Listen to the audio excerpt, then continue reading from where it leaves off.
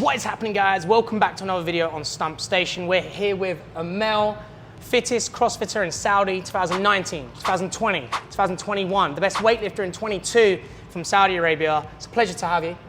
Thank you. That was intense. Thanks. Yeah, I want to big you up for all your accolades and what you've achieved. I think it's only fair, and it's good to hear and see people that are achieving great things in the country, but also representing women well here. And I think it's good what you're doing on social media as well to help women actually grow, and I think it's great. Thank you. I'm not the best person to take in compliments, but thanks. Yeah. Normally I'm honest, I don't normally compliment people, but I have to. No, I'm joking. This is how you get your way around. No. I normally joke around with people, but I want to big you up on what you're doing, what you've achieved, and where you're growing. Mm-hmm. And today we're going to be speaking about Saudi. We're going to be speaking about fitness here, your fitness journey, and what you want for the future. And I think people want to hear about what you're doing, but also what you're doing to the community here, because it actually is impacting people. I've told you many times on social media, what you're doing is helping people. True. And so yeah, hope that's good. Straight into our fun questions about Saudi, because Saudi Arabia has changed a lot. I've been here since 2017. Mm-hmm. So what was it like for you growing up here? Like the goods, the bads, what was it like growing up? Well, that's a tough question. You gave me the questions before, but I decided not to rehearse anything, and I just wanted to flow and be organic. So for the sake of that, it was really tough. So I was brought up in the 90s in Saudi, in a very, I would say, hostile environment towards women in general, and everything was different. The rules were different. The norms were even different. There were no options for girls, and I don't like to sound, I don't like for it to sound victimizing, but it was like the worst time to grow up as a girl or as a teenager or as a young woman, to be honest. So it was very, very extremely tough. So even the basic things you couldn't do. For example, our discussions about sports, so this wasn't an option, and so many other things. It was tough. Let's just leave it at that. No, it's fair. No, and I think everyone knows this. Especially now in the past 5 years, women can now travel without permission. They can drive. All these things are very new in the past 5 years. So it's not like you're not saying anything that people don't know already from the media. Yeah, but sometimes people like to omit some of what happened, and I don't think that's fair, because that has made people of my generation, or women of my generation, who they are now. Yeah. So it's okay to have mistakes. It's okay to have not a great past, but it's what you make out of it, and appreciate how far you have come, basically. And that's something that I think younger women now, they don't appreciate as much, how much opportunities and how much do they have. And it's really important for somebody like me who went through, I would say, the worst, to make sure that people know, so they appreciate what they have and make the best out of it. No, it's true, I agree. And I feel like, you can go through hard things, let's go on to sports, right? It was very tough during that time for women to get involved in sports, because sports wasn't even in school for women at that time. No. So, but for you, how did you even get into sports? Because my mother, we were in the States before, and my mother was obsessed with Jane Fonda, all the mothers, I think, in that era. So she brought videotapes. This was my first, it's not sports, but this is my first exposure to exercise, I would say. And this was my quality time with her, to actually do it with her. And I used to enjoy it. This is the best time of my day. Sometimes she would go to ladies salons at that time, and in the ladies salon they have some kind of aerobic exercise, and I was the youngest person doing that aerobic exercise. How old were you? 6. Okay, fair, yeah. Because I didn't have we didn't have a nanny, so my mother had to take me with her, and then it carried on until I was in middle school, and then I just went to these classes. I just loved it so much, to be honest. So when did you start getting into the weightlifting, the gymnastics, the CrossFit stuff, which you achieved in really well at? I was lucky enough that I wasn't lucky. Okay, I earned it. Okay, yeah, no, you did earn it. You did earn it. I earned a scholarship to travel and study abroad, and I always loved movement and exercise in general, but that was of course, I had more options there, more possibilities. That was my first actual interaction with actual gyms, mixed gyms, coaches, things like that. But I always like knew I wanted more. Like only the gym life wasn't enough for me. So I wanted, I don't know, maybe I had something to prove or whatever. So I started taking private boxing classes with like a coach 101. Then I got into like MMA, all those things. It's a very long story. But then from that, I got into CrossFit. It was actually my boxing coach who took me to a CrossFit class. How old were you? No, I was already like 26. Okay. Yeah.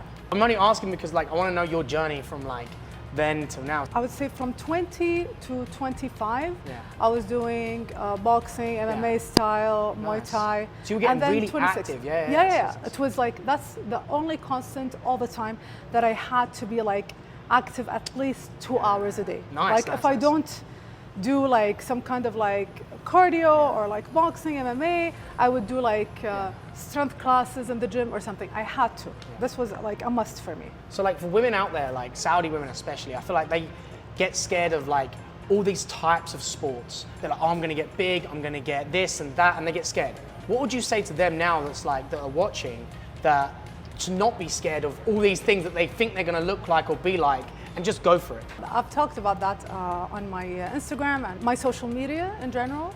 However, I think the representation or what they look at in terms of strength is a little bit off.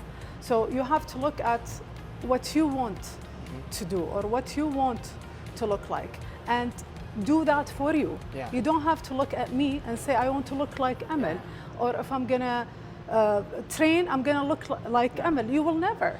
Everybody's gonna have, everybody have their different journey, but strength sometimes comes from the outside in, not muscular strength. I mean, like if you go to the gym and let's say you said to yourself, you're gonna do a 30-minute jog.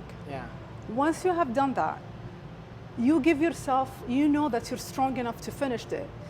You know you are capable, and that impacts you in the inside, in your daily life, and are more strong in that sense. So if you shift your mindset towards that, instead of just like looking of how I will look, I think it's gonna be a major key, to be honest. No, that's true, and I feel like people should look more within rather than look at that outside perspective. Exactly. You know, looking at who they want to be rather than what they look like and what the world sees. Exactly. And that's what we need to look at a bit more, I think. Yeah, or even like I told you, sometimes some people are not aware of their like inner emotions or whatever, or they haven't explored it yet. However, if you are stronger outside, you have the will outside to lift this weight or to do this or to do that. You made that promise to yourself and you kept it. That will get you stronger internally. And that will make you much more capable for sure. Women, listen to that, all right? All right, so I want to speak about you like a bit more, like you've achieved a lot, like a lot. And I think people don't realize like how hard it is to be the best at something, you know? And I think you have to dedicate a lot of time to that. Definitely. You know, when you were doing CrossFit, that transition from when you started to being the best for that long, how much time and effort and how much were you dedicating your life to that, to be the best? To compete, you mean? Yeah, to compete, in all sports, in all sports. My whole life was around this, honestly. Like, I would sleep to wake up, to be recovered, to have this food, to like train this time, to divide the training, especially that for me it's a little, I'm not gonna say harder because I don't want to sound like very limiting, but it's even more important because I started later, so I am a little bit older than the rest, so it was even more important for me to be like very restricted and revolve my life around this. So yeah, like everything else was secondary, like mental health was secondary, my job was secondary. It was just, it was I tough. don't know, like, it was just, you know, like being at the job, that's it. Everything was honestly revolving And I'll be honest competing. with you, like you are a different person from when I knew you in CrossFit and competing to who you are now. Definitely. And like, not offense, like to you or anyone, but like, None taken, of like course. when you're competing, you're very focused. You're very like, man, no, I don't want to speak to you. Like, you know, Yeah, like, of because you're like, you have to be in that zone. Yeah. You want to be the best. You're there to win. Nothing else matters. Yeah, exactly. But then now, I know I can just come up to you whenever, chat, and it's fine. Yeah. Like, and you're more friendly. Okay. And I might have like punched you once or twice. No. No, that's right. But that's the thing, and you hear it from your perspective now that you sacrificed everything for that. Yeah. And if you could give 3 tips to, I'll quote, athletes out there that want to be the best, outside of the gym, but they want to be the best, what are the 3 things that you'd give First them? of all, make sure 100% that this is actually what you want to do. Yeah. That this is your why. Yeah. You actually want to do this because you love it, not because you want to prove anything. Yeah. That's the most important thing. Yeah. Second thing is you have to know that you have to make compromises. Yeah. Okay, and you have to be okay with that. You have to sacrifice a lot. Yeah, but I don't like to think about it as a sacrifice because it's a choice. Yeah. Sacrifices, you don't have a choice in them. But this one, you made this conscious decision to do that. Yeah. Third important, as operate on the operational level, I would say make sure that you do everything you can to be the best you can when you can. Yeah. So what I mean by that is sometimes things happen that's out of your control. Yeah. But you're still doing the best you can while you're at it. For example, when COVID hit, so you cannot control that. But there are so many other things that within your control and you can still do it. And don't let anything that happens throw you off your path, because it happens for a reason. Okay, COVID is there or whatever, but there's still a lot of other things that you can control and you can do. And sometimes you don't have to do more. This is enough. Yeah. So I would say those 3 things. No, it's true. Hopefully that helps you. You've gone through a lot of transitions, and like we just spoke about, now you're going into this new transitional life and you are mentally so much better. You know, you post about it, you see it, you see it. Everyone should see it. Mm-hmm. How hard was it to transition from CrossFit to weightlifting to where you are now, mentally? How hard was all those transitions? It was very hard, definitely. And before even CrossFit, I transitioned from MMA to CrossFit. In each phase, I didn't want to give up. Yeah. I didn't. Yeah. I have this personality, the fighter's personality. I have it right here. Yeah. That I think about it. I used to think about it that it's quitting, but it's not quitting. Okay. Yeah. It was very hard for me to let go of anything, especially something that I have invested a lot of time and effort in. And I always had a sense of loss, grief, actually, during every time I transition. However, it's like losing anything. You need the time to process it, to grieve it, and to be sad about it. If you want to cry, cry. If you want to shave your head, shave your head. I'm glad you didn't. No, but I had a haircut. Yeah, true. But you need to give it time. I used to fight it, no, this is not happening. And I would even push myself more and do more. But recently, through my last transition, I just gave it time. And to be honest with you, I'm still going through it. And it's okay. Sometimes I feel great about it. Sometimes I have still a little bit of small attachment to what could have been. But it's okay. Just it takes time. Time heals everything. Yeah, true. And I feel like sometimes people don't realize it's when you've put so much time and effort into anything, and you transition into something else, it's sounds really harsh, but it's like losing someone. It is. It is. The emotion, the pain, and the effort you've put into that Definitely. connection to anything, Definitely. and leaving it, that pain is just as hard as losing someone you love. Definitely. And it's also because I always, deep down inside, I wasn't done. I still had something to prove there, but I would always have something to prove. Yeah. This is one of my trauma responses to whatever, my childhood and teenage years and my young adult life is that needing to prove something. Yeah. So no matter what, even if I would have totaled a 200 kilo. Yeah. And you still want to prove something. Yes, exactly. Even with the CrossFit before, I won 3 times. I still needed to prove much more. So this was needed for me to address that core issue to begin with. Do you ever feel like now that you have to prove something? On a very small scale, sometimes. To who? But to myself. Okay. Definitely. That you are good enough, or you can do something. I am worthy. Of what? Of this body, of this life, of anything, to be honest. And yeah. Yeah, like it's tough, and I feel like everyone's trying to prove I something to don't someone. think this. It gets better for sure, but I don't think it goes away 100%. Yeah, true. You know, And because it's like old patterns; they keep on repeating True. themselves. And But it's hard. It's hard to completely let go of a feeling or a habit or anything. And that Definitely. feeling, probably will go eventually. But when you've been living your whole life or your whole CrossFit weightlifting path to prove something, and you keep going, it's Yeah, hard exactly. to completely destroy it completely. And yeah, it's, but it comes down to also having to prove yourself, not as an athlete, as a girl. yeah.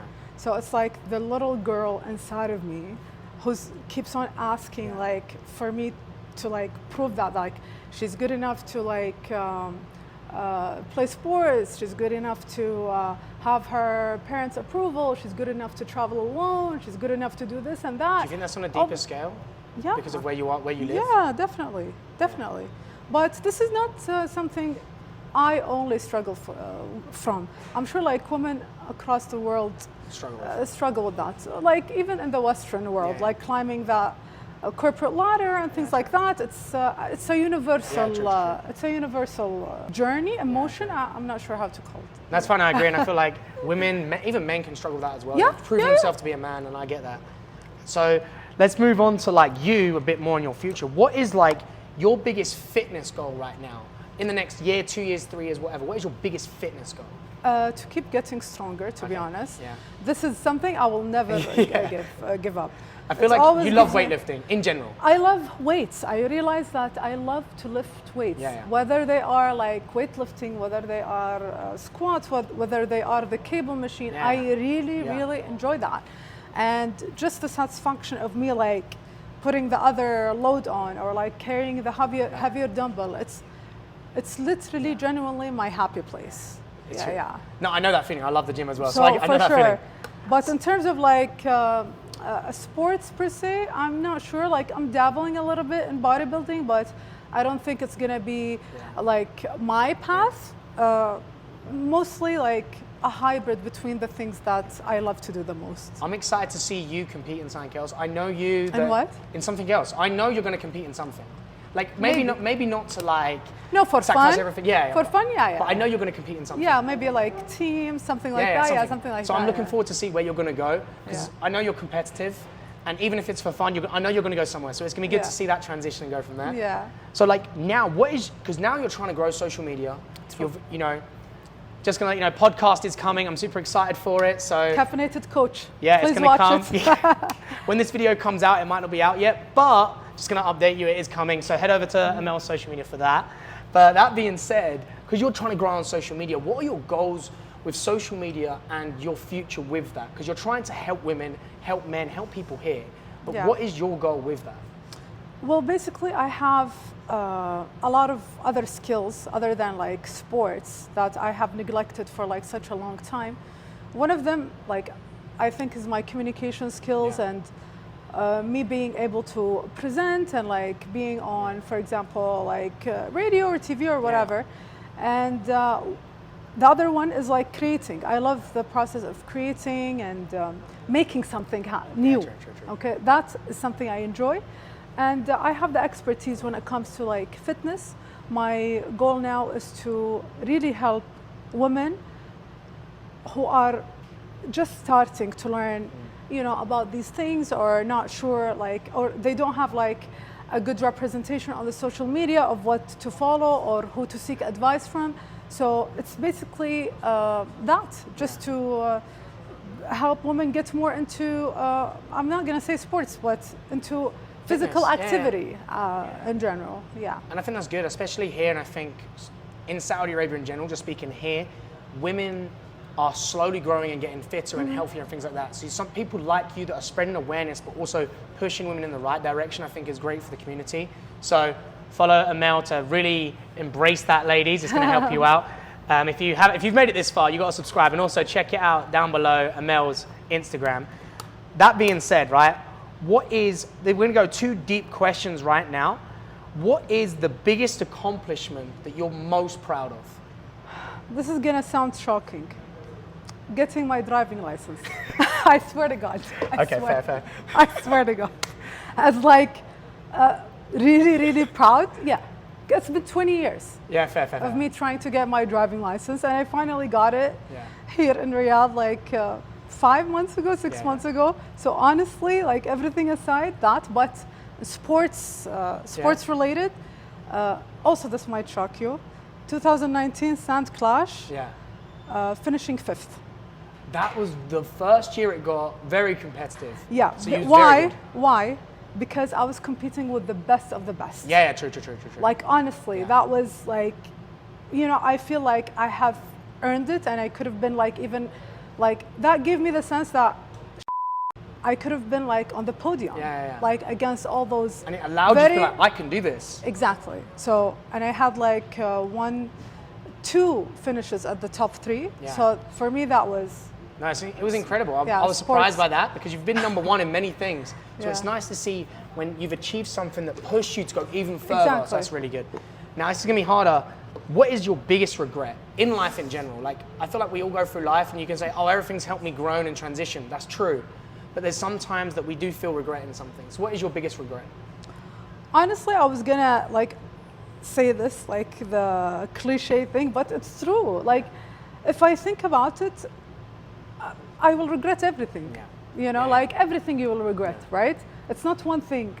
You will regret doing this, you'll regret mistakes, you'll regret, we are humans, we are flawed. We will regret so many things. So I'd rather think about them as a learning experience, to be honest. But the first thing that comes to my mind, but I choose to change my mindset towards it, was that I didn't maybe study or attack something in the university that is related to what I'm doing right now. Yeah. But at the end of the day now, not even like university degree makes a difference. Yeah, you know? Yeah, I'm thinking like, oh, I wish I did physical therapy, oh, I wish I did this or that, but at the end of the day, like you are where you are here because I didn't choose to study that in university, because I didn't do this and that. So I'm sorry to disappoint you, but that's okay.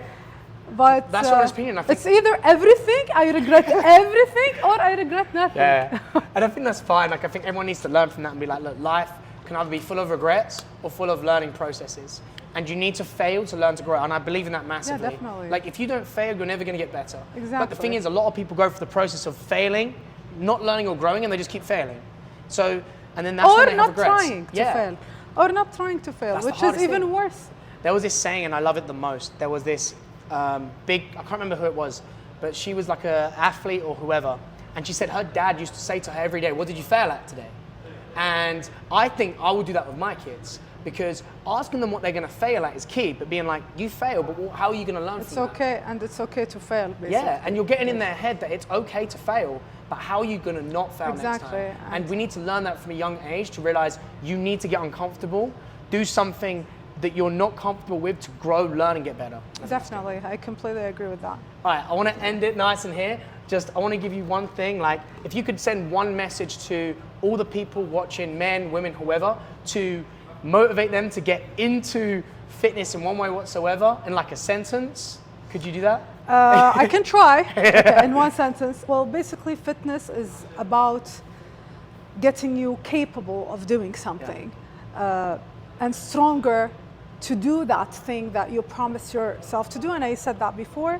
So think about it in that sense rather than only how you are going to look like, and just try it. Just try it. If you've never done a certain class or a certain exercise, just try it. You might love it or you might not, and then try something else. As long as you are moving your body, that's the most important thing, because our bodies were made to be moved, not to sit, for sure. That's one thing I know for sure. I love it.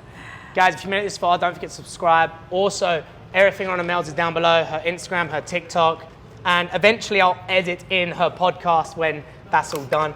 Guys, thank you very much. Amel, thank you very much. Thanks, It's a pleasure. man. See you Thank guys you. soon. Peace.